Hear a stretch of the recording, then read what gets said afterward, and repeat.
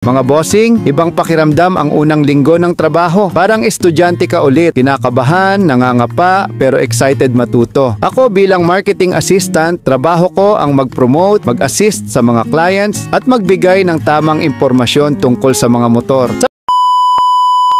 Mga bossing, welcome back. Tuloy natin ang kwento. Kung sa part 1 ay ikinuwento ko kung paano kami nagdesisyon na umalis ng Batarasa at bumiyahe papuntang San Vicente, ngayon naman ay ang unang linggo namin dito sa bagong bayan. Mga bossing, alam nyo ano yung pakiramdam na bago ang lahat? Ibang lugar, ibang tao, ibang paligid, parang reset button sa buhay. At doon nagsimula ang totoong adventure namin ng aking best friend. Pagdating namin sa San Vicente, unang bumungad sa amin. Ang ganda ng paligid, malalawak na bukirin, sariwang hangin, at syempre ang dagat na parang pintuan ng paraiso. Ang linaw ng tubig, ang puti ng buhangin. Sabi ko nga sa best friend ko, pare, kung dito lang ako titira, kahit simpleng buhay, goods na goods. Pero syempre, hindi kami andito para magbakasyon. Misyon namin ay makahanap ng trabaho at bagong simula. Kaya ang unang hakbang, hanap ng matutuluyan. Nakahanap kami ng maliit na boarding house. Simple lang, may kama, may ventilador, at may lutuan. Wala pang internet noon.